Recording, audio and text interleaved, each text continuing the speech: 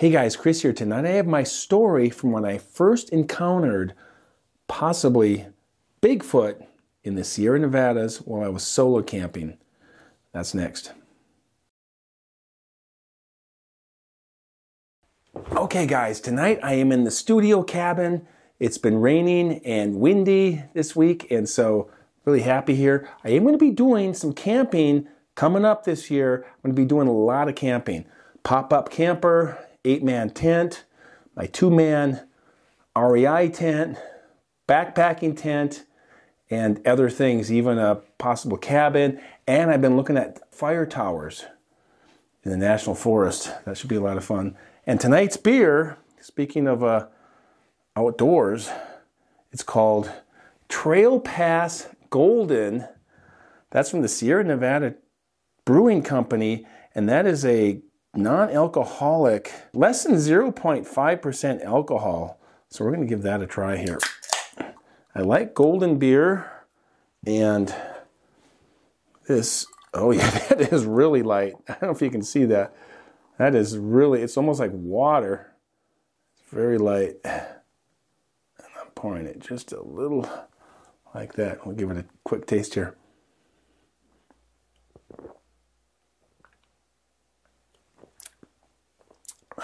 Wow, almost a champagne taste with a little bit of a beer finish to it.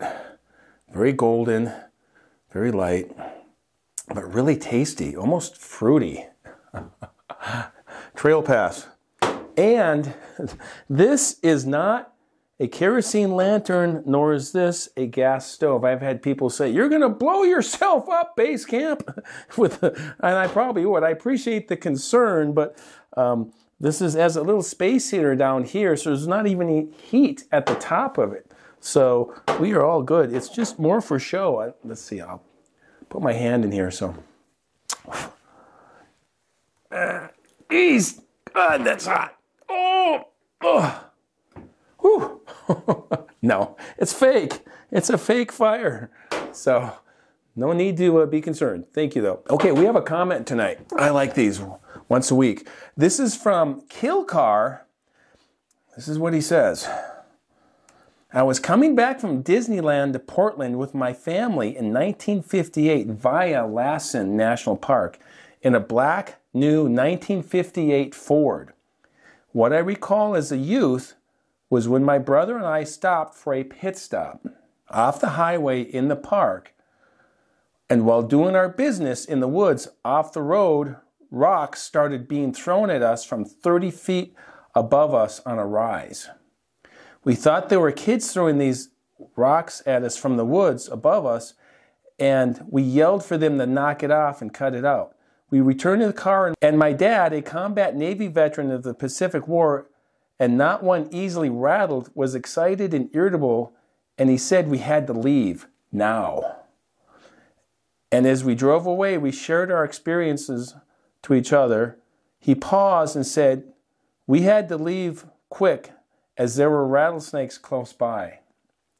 I never quite bought into that explanation. I never thought of that moment since 1958, and your story about Lassen Park brought it all back, Chris. Amazing. Wow. That was 1958. It's like 64 years ago. Is that about right? Yeah, wow. Pretty crazy. Well, thank you, Killcar. So this is what got me started in Bigfoot Sasquatch, this interest.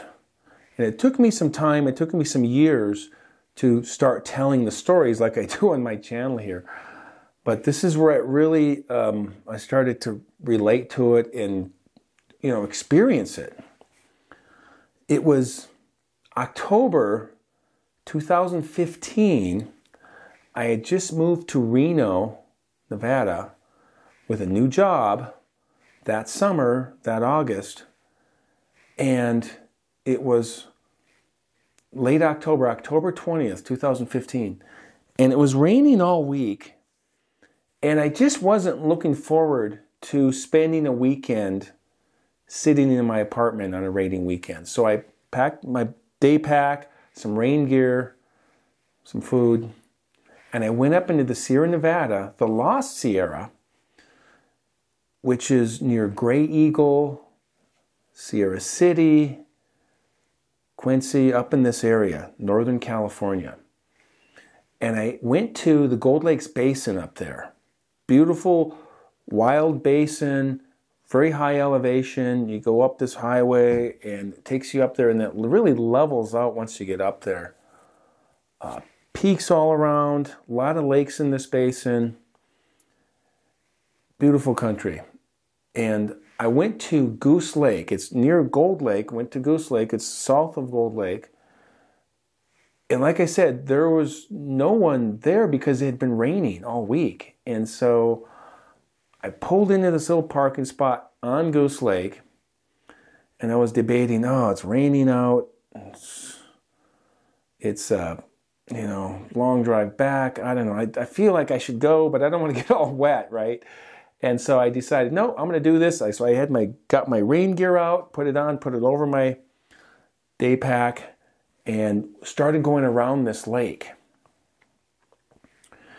And as I'm going around the lake, on the north side of the lake had receded from the spring and summer height of the lake, and it was late in the year, so the lake had receded, and so there was this area in between where there was sediment from the lake. So it used to be the lake was there and it receded. Now there's mud and rocks and sticks that had just settled into this, basically a shoreline.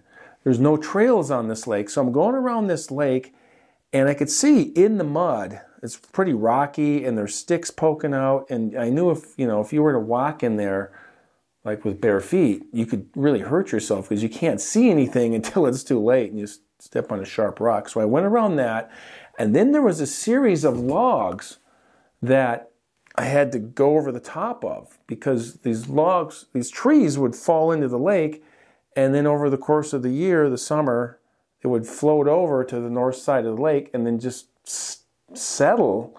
And then once the lake receded, all these logs are just laying there on this shoreline, so to speak. So I'm going over these logs and kind of saddling them and sliding over, and worked my way over these logs. And I got to the other side of these logs and then on the other side of the lake, and I looked down in this area, this receded part of the lake, and I saw this footprint. And the footprint had to be only about 6.5, maybe 7 inches long. Something like that, maybe 6 inches long. Just these little footprints. And I went, this is really interesting. Who in the world would let their, 4-year-old, 3-year-old, 5-year-old, I have no idea, walk around on this side of the lake? There was no trails back there, and they were pretty fresh tracks, and it had rained all week, and it was raining on that Saturday, and there was no one in the campground, so I couldn't imagine that was people, but I don't know for sure. But I got some good photographs of this. Kept going, looking. I would find another one, take a picture, looking at there were some looked like older ones. They were less defined, and some of these had like sticks in the footprint, like they stepped right in the sticks or next to a small branch log, and they scraped their foot up against it, and they just looked very casual moving around in this dirt/mud. And then I found this one stretch where it was a little muddier, and I saw these footprints as tracks, like left, right, but they were placed like this: right, left, right, left. And I went, wow, that's really interesting. Look at that. It's like they were walking on a tightrope. This left, right, left, right. And when people walk, we walk like this, right? Left, right, left, right. Like that. Almost like a duck. You can tell which one's the right just by placement. And these were placed almost like that. And I thought, wow. And I thought about, remember seeing monkeys or apes at the zoo, and that's how they walk. They have this kind of this walk like that. And I went, wow, this could be what I think it is. I don't know for sure. This was all new to me. So I kept taking pictures. I found some more. And then I went to around the lake, and I found some bear prints, and I could see the difference. So obviously these are human-like, these little ones. And the bear prints were these big pads with the toes. You can see the little claw in there. It was black bear. And they were really good impressions of those. And I said, yeah, that's definitely black bear. Went around the lake, and I had all the pictures, and I was kind of excited. And I got them on my computer, and I was studying them. And then I put together this little map showing, the location of them and the terrain around that side of the lake to get to this location, which, again, is really odd for a person to bring a small child back there and let them tromp around in this location. And I did not see any other tracks. I did not see larger tracks, like an adult playing with their kid in the mud. And so I didn't really know what to think of it, but I thought this is really interesting. Just kind of stored it. And you guys are seeing the pictures now, and I've had other people look at them. And then the next summer, July, it was about mid-July, it was after 4th of July, I went back to this lake, Goose Lake, and I pull in about the same spot, same little parking area. And they have an interesting thing up there. They have a campground on the north side of the lake, just a regular campground with campsites. And then this more southerly part of the lake, they have these walk-in campsites. And I thought, well, this is kind of cool. It was available as well. And so what you do is you take your gear and you walk it down this trail, and then they have these series of campsites spaced out really well along the lake. And I thought, well, this is cool. There's nobody here even. So all the people are up at the north side of the lake at the campground there, the regular car campground. And so I put my gear there, locked the car up, and made my camp, had some dinner, was hanging out, relaxing, had a campfire, go down to the lake, check it out. And about 9 o'clock that night, that Saturday, 2016 in July, I heard on the other side of the lake, I was getting the tent ready, I was getting the sleeping bag ready, and I heard this high-pitched, kind of deep, howlish sound on the complete opposite side of the lake in the dark, and it went something like this. Ooh,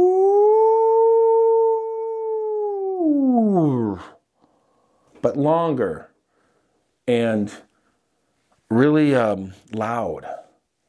And I went, what? Is that some kind of crazy bird or something? I've heard peacocks make this kind of a high-pitched sound.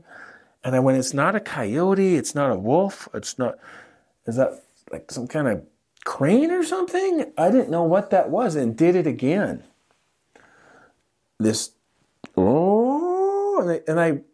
I visualized a bell curve. Starts flat, then it curves up, and it goes straight up, goes over, and kind of hits a peak, and then drops down like that. And I visualized that so I would remember, and I said, I was kind of smiling going, I don't know what this is, but if this is what I think it is, this is incredible. And I was thinking, maybe this is a Bigfoot. And it did it a third time. And then on the third time, south of the lake and down the mountain, I heard coyotes. A pack of coyotes responding to this thing. Just howling all together, yipping and howling in response to this. And then it did it again. And so now I'm hearing this potential Bigfoot, and then I'm hearing coyotes. I'm in pitch darkness. There's people on the lake, but they're on the north side of the lake. I'm on the south east side of the lake. Pine trees all around. The lake's 25, 30 feet in front of me. There's a little dirt path that goes about 80, 100 yards back to my car. And I went, wow, this is a little spooky, but it's kind of cool. So I didn't feel a threat. I didn't feel any dread or anything that a lot of people have felt. But I just went, this is really interesting. Okay. I had my flashlight, made sure the batteries were good. And then I went, well, I better go to bed because it stopped. And I'm laying in my sleeping bag. About an hour later, I really couldn't sleep because I was still thinking about this. And I'm kind of a night person, so I go to bed at like 12:30, and I'm fine. I can get up at 6:37. And I'm laying there, and behind my tent, hour later, I hear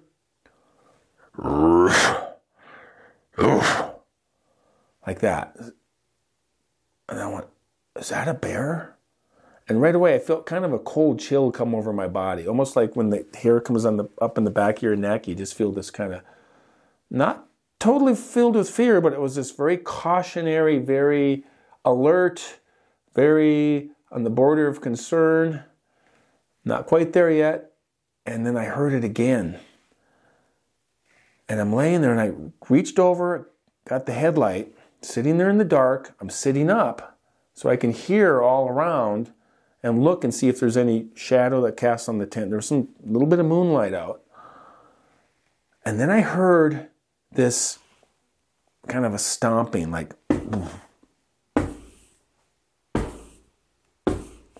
not stomping like it was walking towards me, but it was like that, like it was in place making this sound, almost like it was trying to get my attention. And I went, okay. Heard some crazy sounds earlier in the night. Now I'm hearing this. So I went, you know what? I am not going to just sit here. Whatever it is letting me know it's there. I'm going to let it know I'm here. So I took the headlight, didn't turn it on yet, slowly, quietly unzipped the front door. And this was behind my tent. So I unzipped it, door kind of floated in or whatever. It hung in, it was hanging. And because the tent is angled like that, I was able to go into the door and then turn and then stand up. And right when I stood up, I turned the light on and shined straight back there. I didn't see anything. I didn't hear anything. I could see about where it was standing because there was a flat spot, a clear spot between two pine trees and some brush in front of it, and then brush behind it. But there was definitely a spot. And I went, I think that's where it was. Or possibly maybe it just moved behind the tree. I don't know. And I'm shining the light, going all the way around, kind of, prepared to, see something, or at least thinking about being prepared to see something. And I didn't see anything. And then I felt kind of vulnerable because my back, is exposed the opposite direction. And I was like, okay, all right, this is not good. But I didn't hear or see anything else. And so I was like, okay, wow. Not sure what that was. Could have been a bear. And the footprints that earlier fall, the previous fall, couldn't have been a person. But it got me thinking about Bigfoot, because I've read stories, and I've read a lot of stories since then, and now I'm telling stories. And so the next summer is where I went up to Lassen with my friends, and then they left, and then I was in the park by myself, and then that's where I found the other footprints, the big footprints. So that's really what started it for me. So that is one of my stories. I got another story too, and I've told it a year and a half ago, but I may tell it again at some point. So that's my story for tonight, at least my own personal story. Oh, I have an update for you guys. Last week I did the story about when I was in Lassen National Park and I found some Bigfoot footprints, impressions along that creek. My friend Carson from Northern California, the park ranger, he sent a couple of those photos to Dr. Jeffrey Meldrum, who is the professor of anthropology at Idaho State University, and he's famous for his research on Sasquatch, Bigfoot, and more importantly, his focus on their footprints and impressions. He's taken a look at it, and his initial thoughts on it were this is very intriguing and interesting because it meets most of the requirements that I look for in a real Bigfoot footprint. So I will get you a full report later on, but really interesting. Dr. Jeffrey Meldrum's taking a look at this, and so far so good. So we'll see what he says. All right, you guys. Thank you for watching, and I appreciate you guys. I appreciate your comments and you guys following me in what I do. This year I'm going to be doing a lot more camping, cooking, backpacking, and continuing to do stories. So, and we'll throw in a beer as well. So, if you guys like stories about the strange, unexplained, and things that go bump in the night, please like and subscribe. I always appreciate that. And as always, keep hiking.